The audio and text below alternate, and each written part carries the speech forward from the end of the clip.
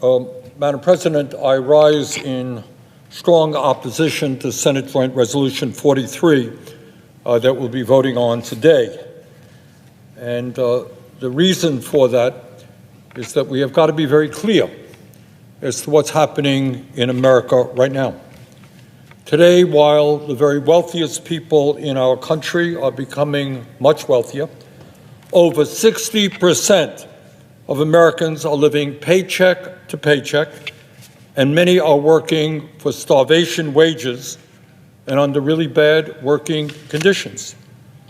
In America today, while CEOs are making nearly 350 times as much as their average workers, tens of millions of our people in every state in this country are struggling to pay the rent, to pay for the child care they need, to pay for health care, to pay for prescription drugs, and to put food on the table. That is the reality of America today. And while that is true for people of all ages, it is especially true for our younger people who, by the way, if we don't change the nature of our economy soon, will have, for the first time in the modern history of America, a lower standard of living than their parents.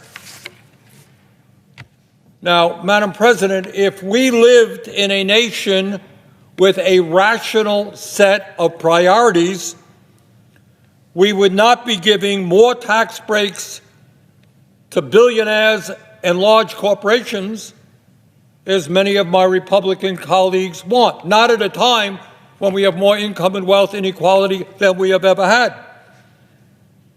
We would not be spending, in my view, $900 billion on the military, while the military-industrial complex makes huge profits and does cost overruns, and while the Pentagon is not even audited. What we would be doing, in fact, if we had a rational set of priorities, like a number of other countries around the world are doing, is to understand that the future of our country rests with the young people in America. That's where our future is.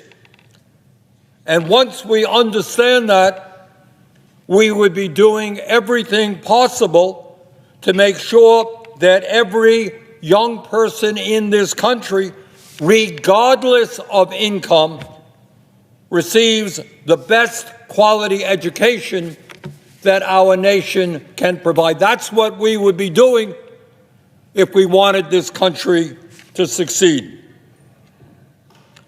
Our goal must be to make sure that we have the best educated workforce in the world in a highly competitive global economy. Dear friends, you should keep an eye out for this.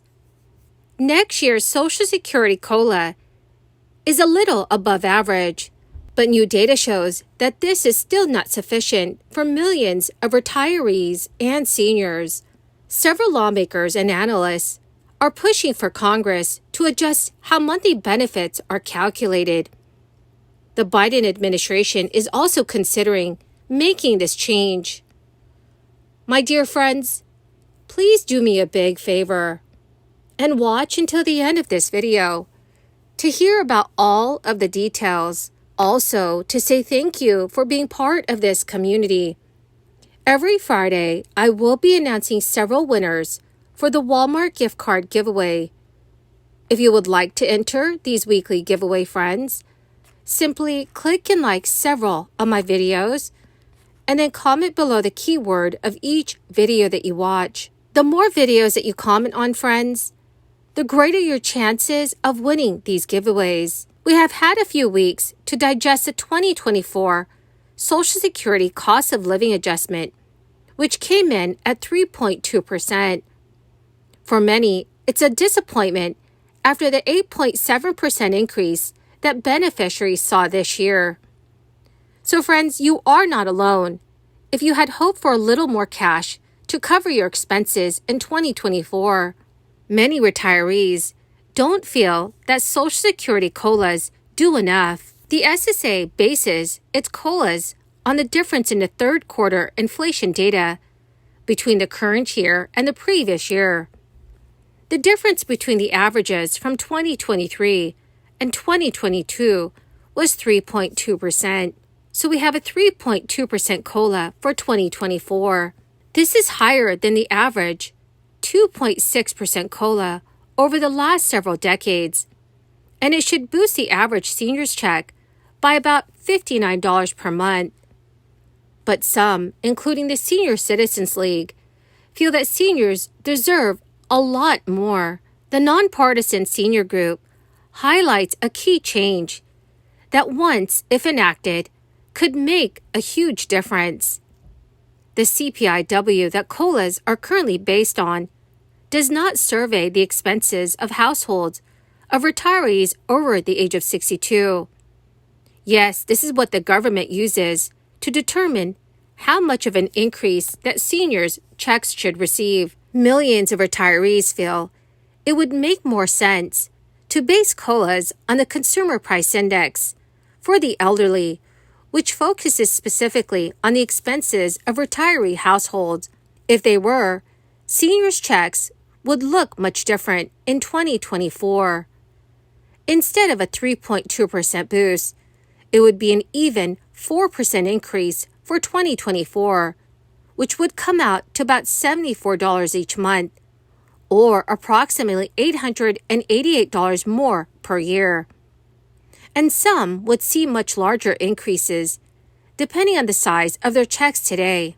The Senior Citizens League has found that if the CPIE were used to calculate COLAs instead of the CPIW, the average beneficiary would have received an additional $2,689 from the program over the last 10 years.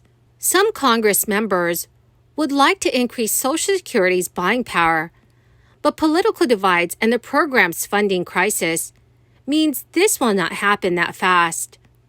According to the Motley Fool, increasing Social Security benefits right now would only make the program insolvent more quickly. And without a new funding plan, that could lead to benefit cuts that take an even larger toll on seniors' checks. We don't know what the future holds for Social Security yet, though we can hope that at some point, the government will step in and take measures to protect its longevity and help it better keep pace with inflation. So for those who are not claiming yet, it's best to be strategic about when you apply. Claiming right away at age 62 gets you more checks, but it also shrinks each one. But on the other hand, delaying benefits leads to larger checks. Experts suggest that you must weigh your personal situation to decide on the best time for you to sign up. There is one Social Security change that will help many seniors next year: the earnings limits for workers who begin receiving retirement benefits before their full retirement age will be higher in 2024. So when workers reach their full retirement age, the previously deducted benefits will start to be repaid. However, this Social Security change will mean more disposable income for many individuals who claim retirement benefits early but continue to work. There is one Social Security change that some Americans will not like very much. That is because they will have to pay more taxes. Currently, only the first $160,200 of income is subject to the Federal Insurance Contributions Act payroll tax that helps fund Social Security and Medicare. This maximum taxable earnings limit will increase to $168,600 beginning in January 2024. That is a 5.2% jump. Well, my magnificent and most marvelous friends, that is the end of my daily stimulus update video for today. Dearest friends, thank you so much for being part of this community. To say thank you and to show my appreciation, every Friday I will be announcing several winners for the Walmart gift card giveaway. Friends, please make sure you enter the giveaway. by clicking and liking several of my videos, and then comment below the keyword of each video that you watch. The more videos that you comment on, friends, the greater your chances of winning these giveaways. Thank you, and have a wonderful and very blessed week.